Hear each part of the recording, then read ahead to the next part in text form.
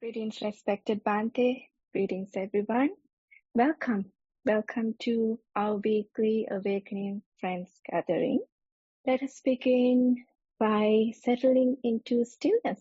It's a beautiful opportunity for us to quiet the mind and settling into the awareness.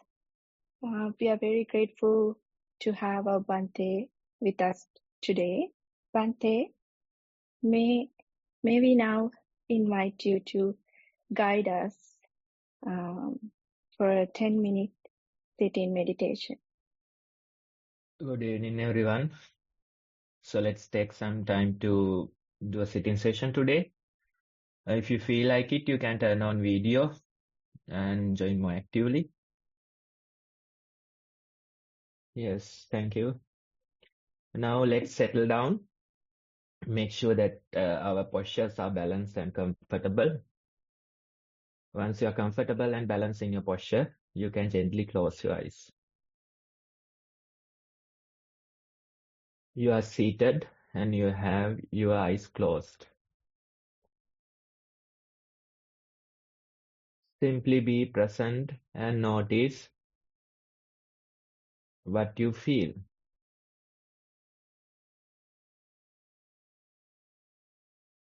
You may hear surrounding sounds, nature sounds, vehicle noises, people talking, barking. These things come and go.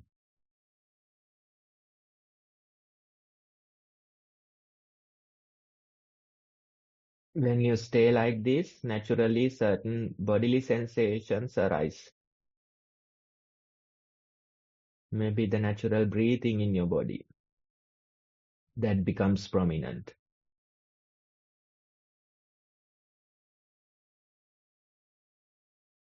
For some of you, the breathing might appear near your nostrils. For some of you, it will be your belly.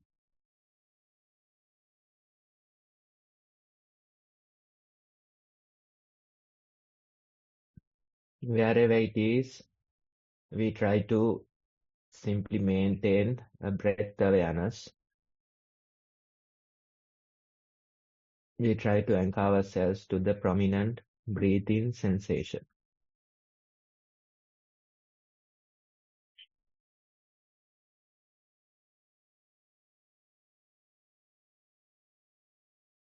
Time to time, various thoughts, memories, future planning, these things appear. But that's okay, that's natural. You can realize it and you can gently return your attention back to the breathing. Again, notice how the breath goes in. Notice how it comes out.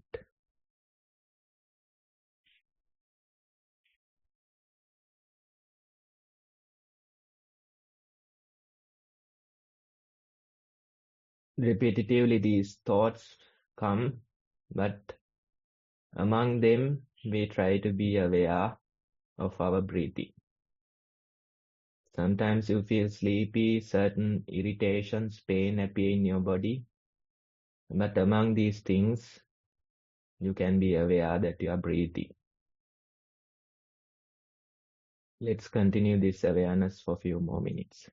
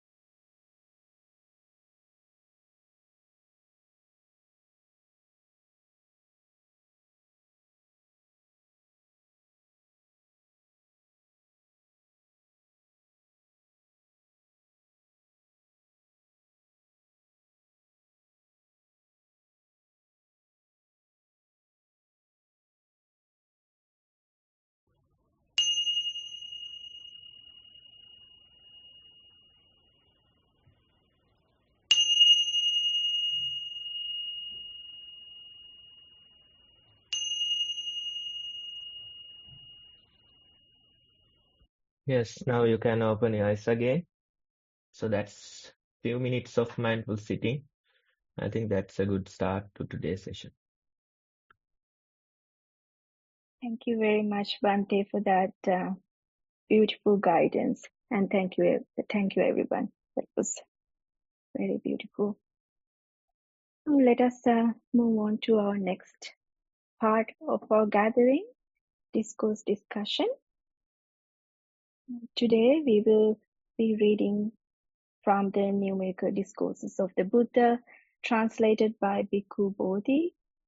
We are referring to the second discourse titled Abandoning the Hindrances. We will be reading the 13th paragraph from the page 91. And I would like to invite our Chatura to read the passage out loud for us. And also, again, I would like to invite respectfully for Bante to lead us in this discussion. Over to you, Chatura. Thank you, Kalpani. Okay. Homage to the Blessed One, the Arahat, the perfectly enlightened one.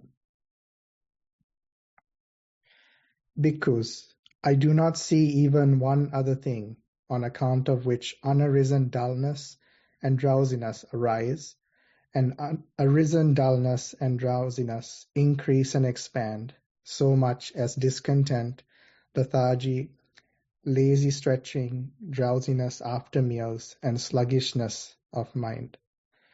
For one with a sluggish mind, unarisen dullness and drowsiness arise, and arisen dullness and drowsiness increase and expand. Yes, so we are in the second passage, and it's number 13, I guess. So this passage, it talks about the sluggishness of mind. This passage, it talks about the hindrances of the mind. And today we have the third one, which is sluggishness in mind, right? That's the topic that we have today. And this we can talk like this. It's an interesting topic. Most of us even forget about Dhamma, forget about the practice. Even in our daily encounters, sometimes this become a hindrance to our work. We have this sluggishness of mind, and you don't feel like, being active. You don't feel like doing much. You don't feel like going out. All these qualities come. Not only for the practice of meditation, not only for the path, even for the worldly matters, this becomes a hindrance. Most of the people, when they are occupied, when they are busy, they don't have enough sleep. Of course, that is true. But even with having a certain number of hours of sleep, still sometimes while being awake, while dealing with other things, we don't feel that active. We don't feel going out. We don't feel doing things. Maybe due to certain personality traits, some people are like that. Their motto would be Sleeping Beauties. Sleeping Beauty, she had long naps and never grew old. That type of a motto. Yes, sleeping for many hours, and that becomes the comfort of your world. That becomes your personality trait, right? But sleeping won't bring you peace. That's the idea. You can sleep through certain periods, you can sleep through certain problems, but still you can't avoid this reality, right? That's not the proper way to find peace. That's not the proper way to find relaxation. Sleeping can bring you a certain periods of relaxation. But what happens is that again, the mind goes to the opposite side because you dwell upon the sluggishness side more and more. When you are awake, sometimes the mind goes to the opposite extreme, like the agitations, anxiety, those type of extremes it goes. So we have to figure out a proper balance for the things like sleep in our life. Let's say we go to new audiences. Most of them are like busy people. They work, they raise a family, they have so many things on their plates. And when we start the program, let's say when we guide them through a sitting session like this, soon within like few minutes, most of the audience, they start falling asleep. That happens, especially when we talk to busy people, when we get them to practice. Soon, within few seconds, within few minutes, they fall asleep. And when they go into the discussion of that session, most of the people, they say, I got sleepiness, I fell asleep. Due to that, I couldn't meditate or I couldn't be mindful. That type of feedback they give. But from such people, you have to ask, how many hours of sleep do you get? Daily, how many hours of sleep do you get? You yourself might have to ask this question. It is important to ask that. How many hours of sleep do I get every day? On average, how many hours? I think as adults, you are supposed to sleep around 7 hours, but rarely most of the people get 7 hours of sleep. If the, let's say, busy people, mothers who are working, they might get probably like 5 hours of sleep daily. So you are missing 2 hours of sleep on average. And as a result, most of us, we are sleep deprived. That is the truth. That is the reality, right? So when you practice something like mindfulness, soon you fall asleep. Sleep is the only form of relaxation you know. And due to the sleep deprived nature, you soon fall asleep, right? That happens. And many people, they complain about this. They say, as soon as I start my meditation, this is what happens. That's true. That's natural. But you have to understand the reasoning behind this. Most of the people, they don't get enough sleep. They are sleep deprived. As soon as the mind reach a certain level of relaxation, naturally it goes to the sleeping extreme, right? But there's a different form of relaxation, different way of relaxation that we have to introduce to our minds. It might take some time, but it's worth it, right? That said, now this particular teaching, it talks about a sluggish mind. When you have a sluggish mind, unarisen dullness, drowsiness arise. Arisen dullness, drowsiness increases and expands. This is what happens. And it becomes a real trouble for your meditation practice as well. As soon as you sit in meditation, let's say, you fall asleep. You have this trouble. But when we talk about the practice, most of the people, when they come with sleep issues, we tell them it's okay to have these things, especially if you are a busy person. What you can do is simply continue your practice, and in the process, you can introduce your mind a different form of relaxation. Instead of the sleeping way of relaxation, unconscious way of relaxation, you can introduce a conscious kind of a relaxation to the mind. It might take some time, but it's part of the practice. You have to overcome this sluggish mind, and overcoming it might not be the traditional way of overcoming. Most people, they try to, activate themselves with various things. They try go drink coffee, they go exercise, they go wash their faces. All these tools they use, they might work for a short period, but the real issue, it goes deeper.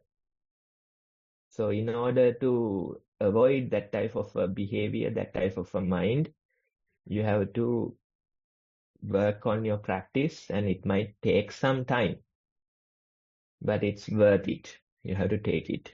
You have to take that time and figure out the proper balance and how to deal with a sluggish mind. And one more important thing is that we were talking about earlier hindrances, right? Earlier we had 2 anger-related matters and lust or desire-related matters. Those 2 hindrances were the earlier ones. And let's say when you are angry,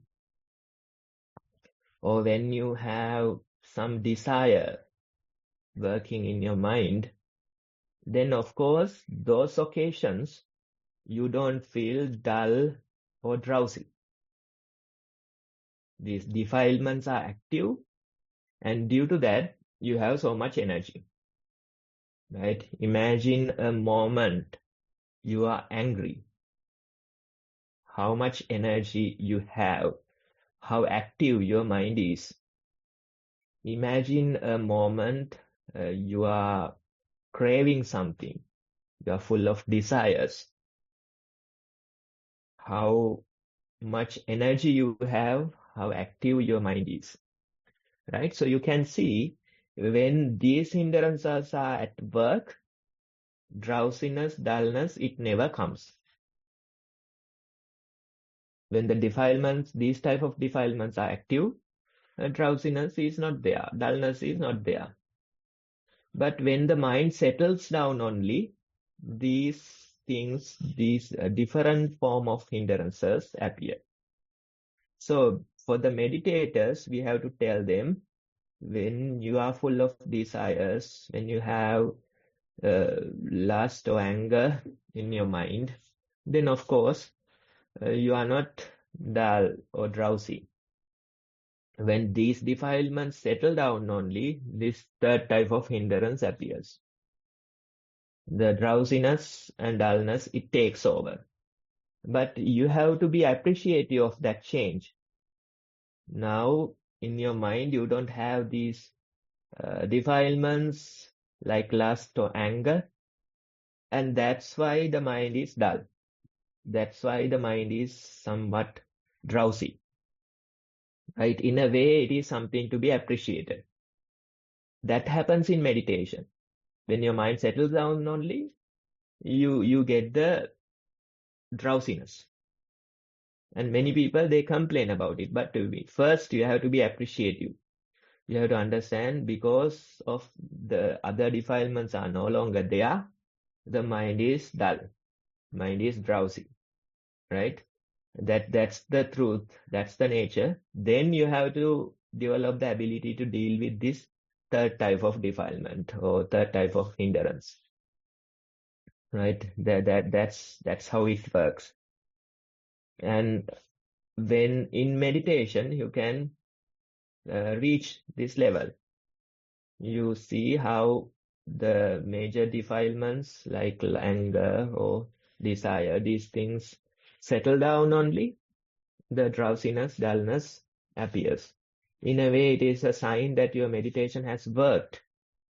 But now you have a different challenge. Dealing with that different challenge, we have to figure out how to deal. But it's important to understand that due to the first 2 hindrances, the dullness, drowsiness doesn't come. When you settle those 2 only, the drowsiness, dullness appears, right? And in your meditation, let's say drowsiness, dullness comes, and even the primary object, it's not so interesting. It's a neutral object that we select, right? If we have an attractive object, if you have some kind of a repulsive object, then of course the mind easily goes to that object. But the breath or the walking sensations, that's a neutral bodily sensation. And when you select a neutral bodily sensation, the result is that you can't keep your attention there. It is not so attractive.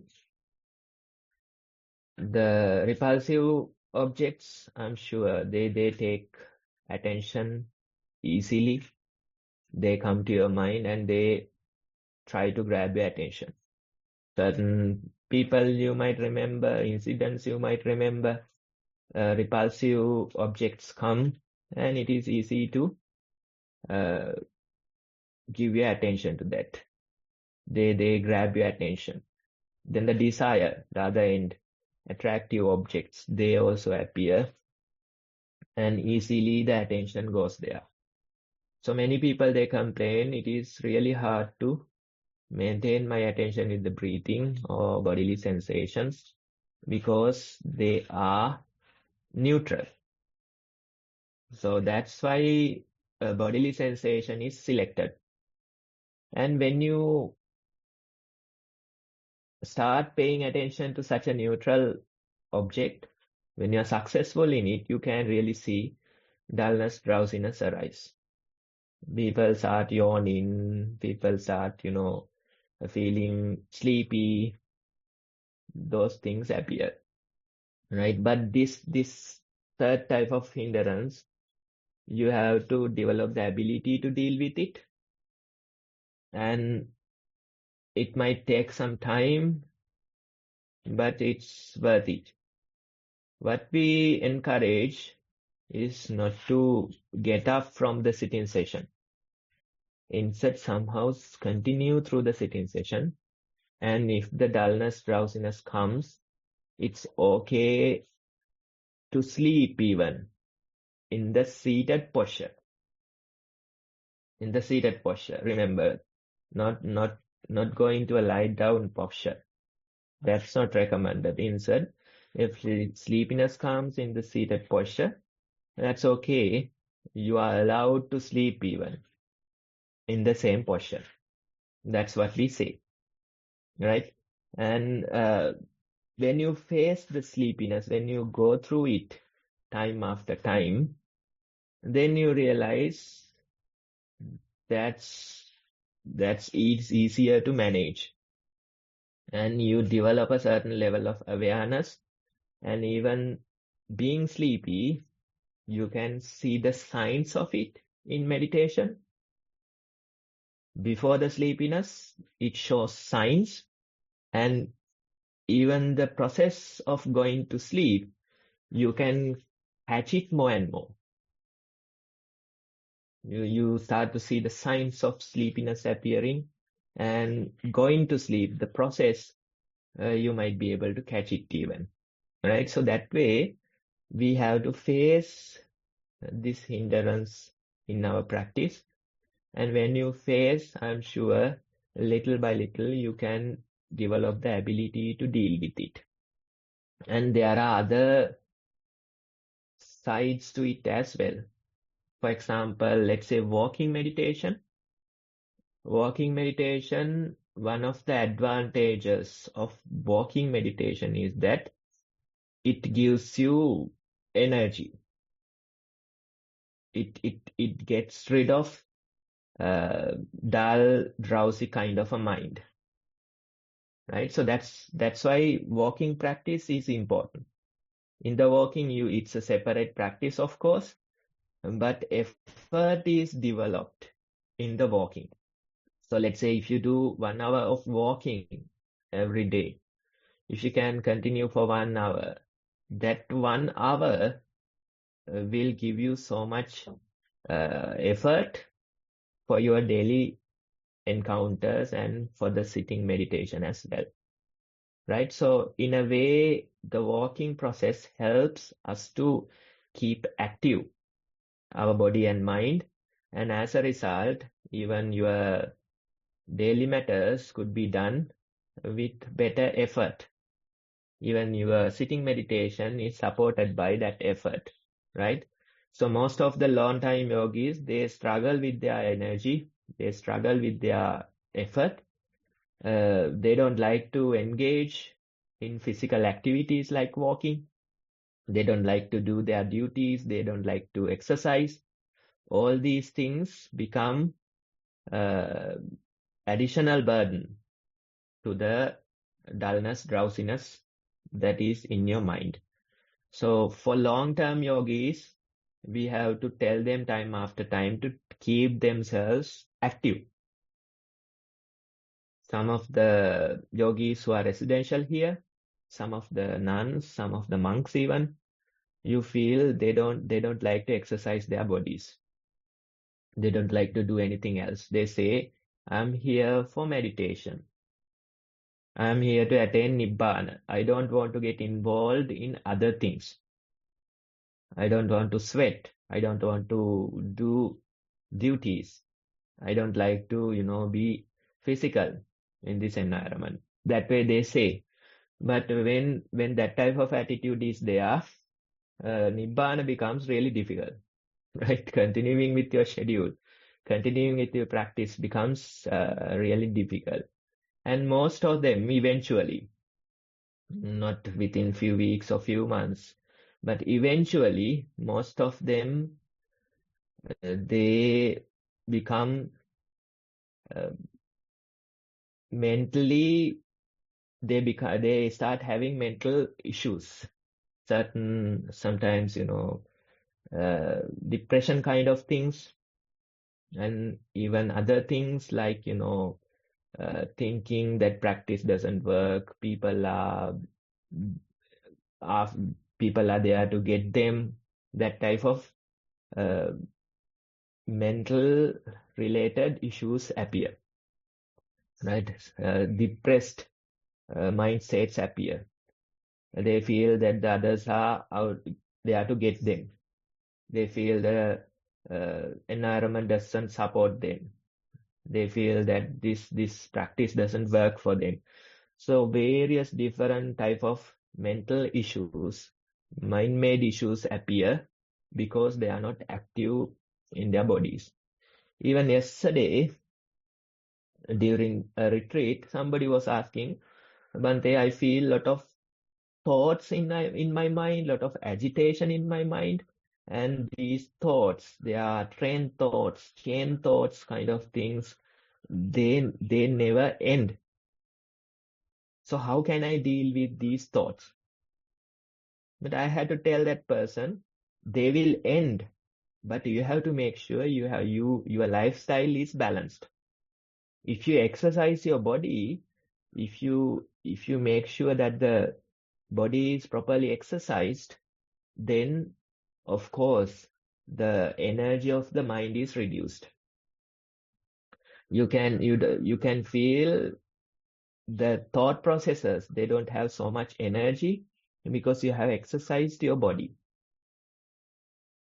If you don't exercise your body, then of course the mind goes all over the place. The mind gets so much energy, right? So you have to figure out that proper balance. You can see it in your practice when you exercise, how the meditation works. When you keep active, engaged in outside activities, how the meditation works, right? So those things are important to understand. It's kind of a way of sublimation. You direct your energy towards something physical, something active, and as a result, the mental faculties, mind-made objects, they don't get so much energy. And as a result, you can see your dull, drowsy nature of the mind, that too disappears, right? So keeping yourself active, doing the walking meditation, getting involved in some, physical activities, it's important, and that will support your practice a lot. especially things like dullness, drowsiness. You can see how that will reduce those qualities. And when you continue your practice like that, when you figure out the proper balance, then this dullness, drowsiness, that too become a part of your whole meditation experience. Sometimes it appears, and probably it's not the initial dullness, drowsiness that we feel in the practice. When the meditation develops, the mind goes into deeper levels, and many people, they mistake these states to dullness, drowsiness. They say, I felt asleep during the meditation. But you have to tell them time after time, you investigate, don't just say sleep. Don't just label it as sleep. Instead, see whether there are signs of sleep in it. If there are signs of sleep, then you know those signs. Sleep is familiar to you. But most of the time, not in the initial phase, when you develop your practice into a certain level, most of the time, the sleep-like nature appears due to the deeper states of mind. We mistake it as sleep, but it's wrong to use that word sleep. You can use some other word like, some kind of a unknown state. And when you use a different word, of course, you have the attitude of investigating it, right? So that's why we say, check whether it is really sleepiness. Check whether it's something else. Check whether it's a deeper state of mind, right? In meditation, initially when we experience deeper states of mind, we mistake it as sleep, and we say that the practice doesn't work. But that very experience came due to the good practice, right? So these things, you have to read the signs, you have to go through them time after time for many times and see whether they are truly sleepiness or maybe a deeper state of mind. That way, when you experiment, one day you will be able to stay awake during that deeper state of mind. Your mindfulness increases and you will get to realize this is not sleep, this is a deeper state of mind. And sometimes in meditation, most people, they experience things like lucid dreaming. Not only you are dreaming, but you know that you are dreaming. That type of a lucid state they experience. And even the maintaining the postures, they keep the posture upright. They continue their meditation without them even knowing. Their posture changes, and suddenly, with a jerk kind of a feeling, they realize that posture has changed. Again, they bring it upright. Again, it changes. So these things are normal to meditation sessions. It's a deeper state of mind. You lose the control of your body. As a result, the upright posture can't be maintained, right? And after a while only you realize, after leaning forward for some time, you realize suddenly my posture has changed, right? So you shouldn't be assigning those states into sleepiness. Instead, you have to understand this is a different level of meditation where you lose the control of the body.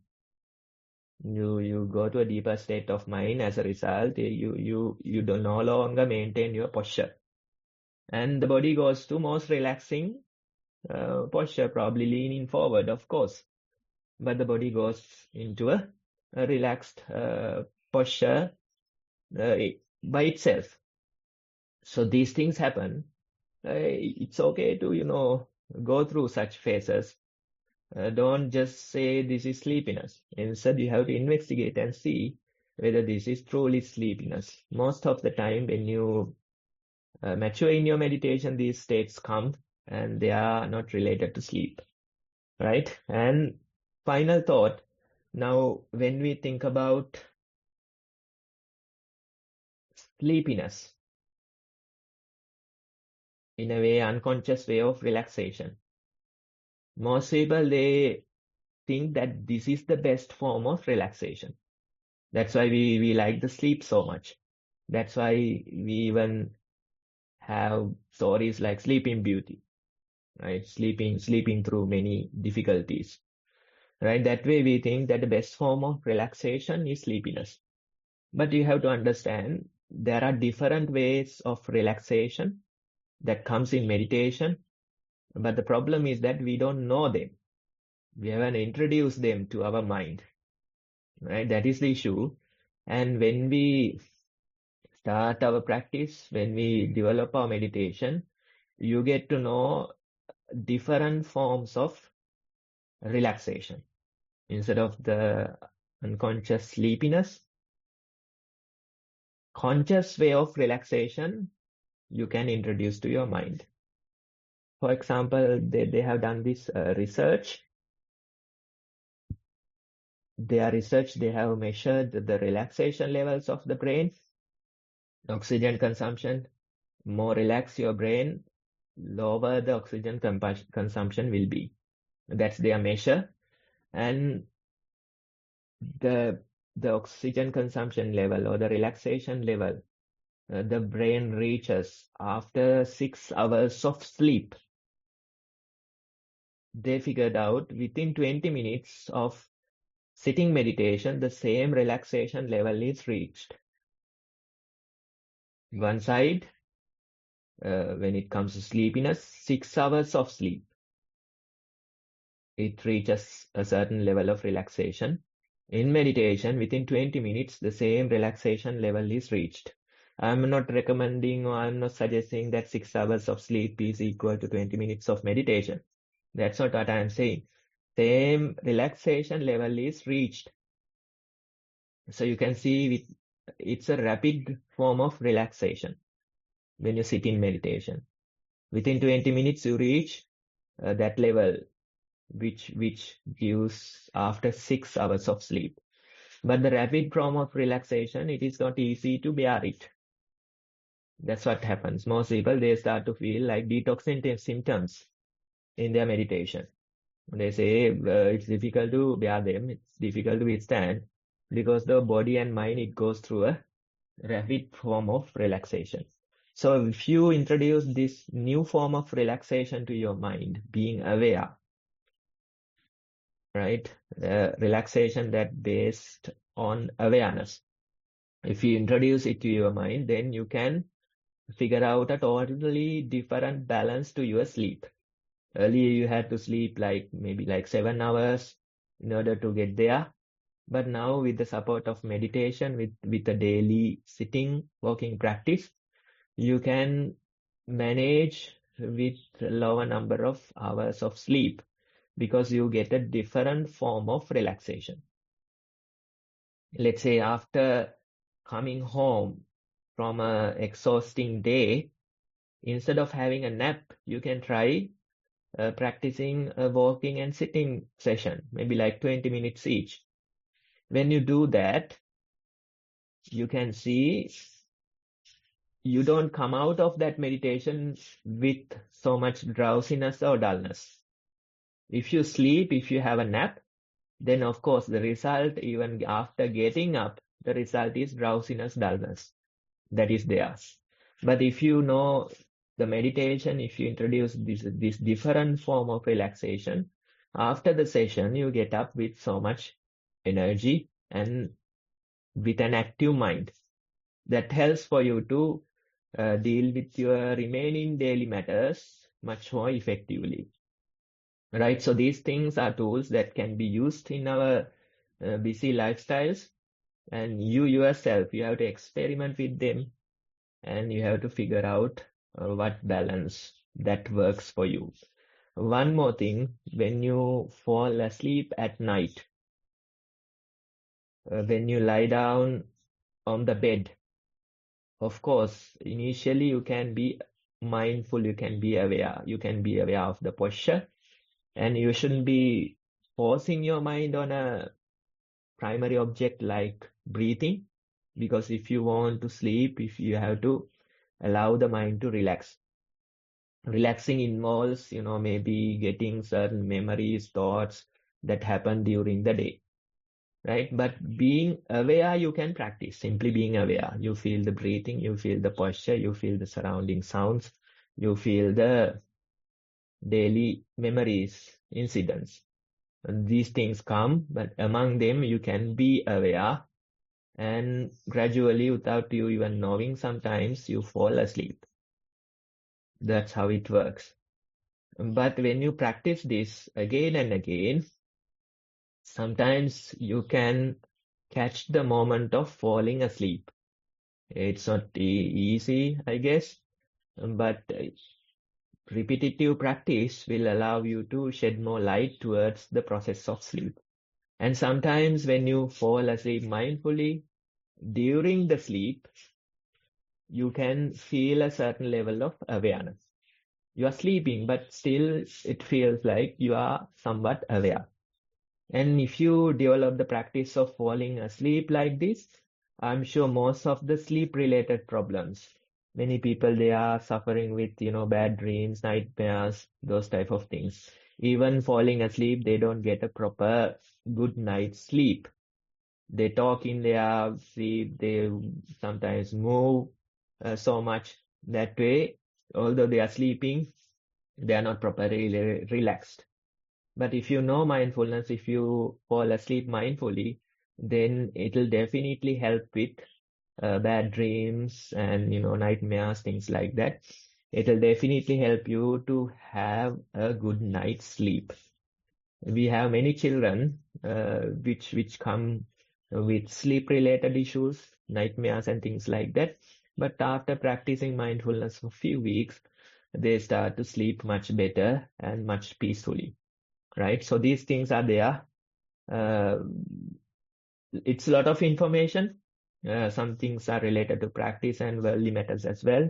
But the whole idea of the sharing is for you to get them and figure out your own balance. You have to figure out the own balance that works for you. I think that's it. Thank you so much, Bhante, for that valuable teachings and guidance. And also thank you so much, Chatura, for bringing the text to life for us. With that, I would like to open this space. So with that, now I would like to open the space for your final thoughts, or if you want to share your practice with Bhante, ask any questions you may have, and this is your time for that. If you don't mind, I thought, Bhante, I would like to share my personal experience under this topic, because one of my favorite time of meditation is before bedtime. I usually do that. I don't do like daily formal meditation practice, but I try to stick with at least until I fall asleep. I try to do my meditation before bedtime. But within few seconds, I go into this sleepy state. But in the beginning, when I was a beginner, I still am a beginner, I believe. But when I started my practice, I can see that I like in my reflection reports, I reported to you even, I fell asleep. And then I remember you advising me that not to label that as a sleep. Instead, just observe. But within the with time, I noticed that it's not a sleep because how I differentiate that. Sometimes I stay in that sleep as you mentioned, in the sitting posture, and then I wake up after some time, and it's a very awakening, refreshing, something like a bright awake feeling. And then I again feel my breathing and my other sensations in the body, and then again fall asleep. And this happens like many times if I stay in the sitting posture. But sometimes when I'm too tired in my body and mind, I come out of the sitting posture and I lay down. And then that sleep, I don't wake up until next morning. So that's how I differentiate. I believe that's how, as per my understanding, how I differentiate. It's not a sleep when that I experience in my sitting sessions. Yes, so that's the whole idea. So you yourself, you have to figure out your practice, and in it you can see such things that are supporting our daily life. You are tired, exhausted, but you do few minutes of meditation practice before bed, and that helps you to have a much more comfortable kind of a night with your sleep even. Right? So these things are valid. The whole idea is for each and every one of us to experiment with our own practice and figure out what works best for us. Yes, thanks for sharing. Thank you, Bhante. You can unmute Joseph. Thank you. Hello, Bhante. I just wanted to mention from 2 weeks ago when we had the discussion about the mark of the repulsive. And it was interesting for me. The next day, I had an encounter, kind of an unfortunate encounter when somebody was sort of harassing me with insults and kind of thing. And I experienced the whole thing as, this is the mark of the repulsive. It was interesting because in the moment that it was happening, I noticed I was able to just be calm and kind of present. But it was afterwards, after the person was gone, I noticed that I had now this memory because it was playing again in my mind. So was something I hadn't really understood before, that word, the mark of the repulsive, the mark of the attractive, what that really meant. But I think I understood it was that in the moment that it's happening, it's sort of a reality, but then later when it's not happening anymore, it's just happening in my mind.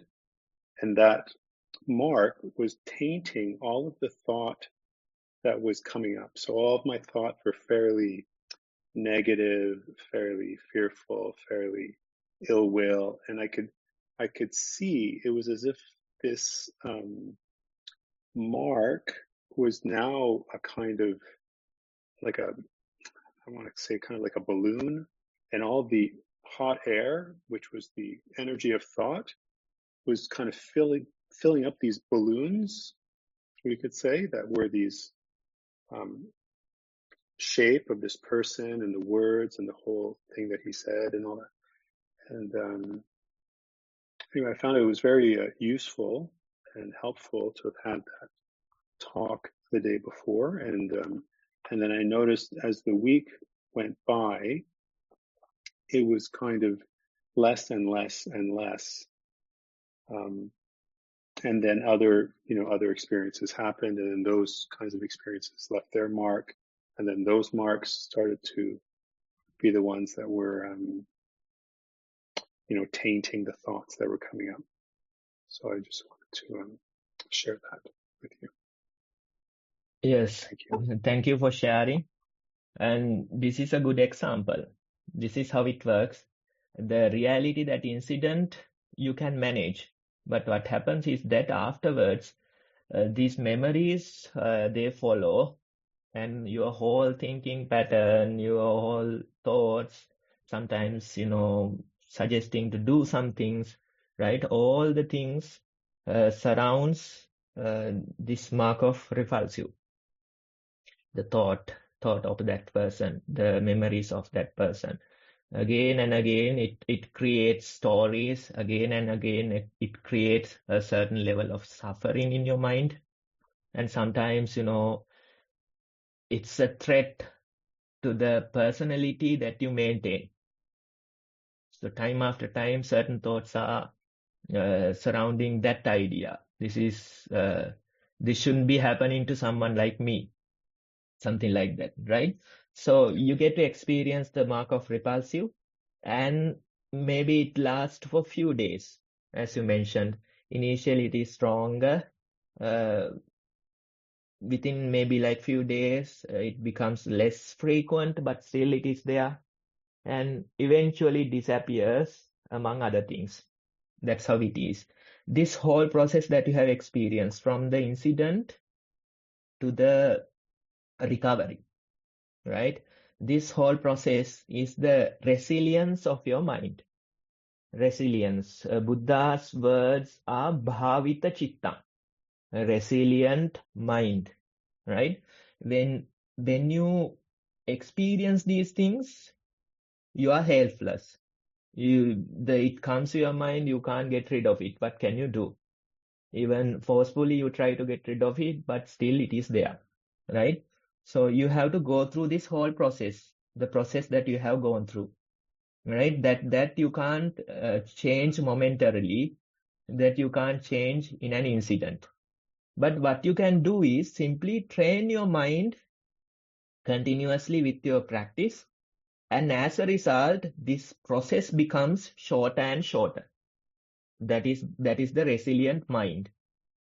You experience these worldly matters. This is the world. We can't avoid that. No matter how protected we are, no matter what we do, still we'll have to encounter such people, such incidents, right? So this is the world. When we are facing with world, these things are unavoidable. But what you can do is simply improve the resilience of your mind. Improving the resilience is not easy. It takes many hours of practice. But when you accumulate many hours of formal, informal meditation, naturally you realize this process becomes shorter and shorter. Earlier, maybe such an incident, it would take a week to recover fully. Now you will recover within 3 days, right? That's the resilience. The whole process is there, but it is short circuit, kind of a short circuit process. Earlier it took a week, now within 3 days, the whole process continues, right? That way we can improve. So you can see, let's say a seasoned practitioner, they too meet these worldly encounters. They too feel the repulsive in their mind, but they have a much shorter process. The whole recovery is shorter for them, right? That's the very idea. That is why we train our minds. That is why we do our meditation beforehand. When we come face to face with such incidents, we can recover much faster. Let's say if somebody is not aware about meditation, if they are not improved in their mind in this manner, then what happens is that they simply continue with the same incident. They become revengeful. They want to, attack that person. They want to get back to them. All the process continues, maybe even for months, right? But the meditators, they too experience this, but they have a different approach. They know that this is hurting me. This is the repulsive, but the process you have to go through. The whole recovery you have to go through.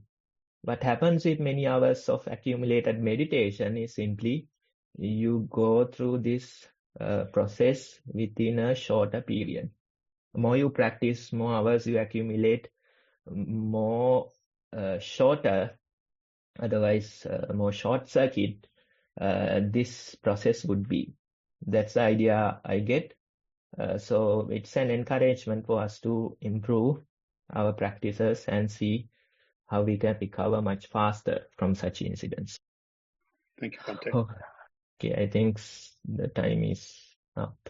Thank you so much, Bhante, and thank you so much, everyone, for that rich discussion. As we come to the end of our meeting time, I would like to take this opportunity to extend my gratitude to our teacher for his valuable teachings and guidance. And also, thank you, everyone. Thank you, everyone, for your presence, for your thoughts, and also your practice and your kind participation. We will meet next week also, the same time. Until then, take care. Thank you.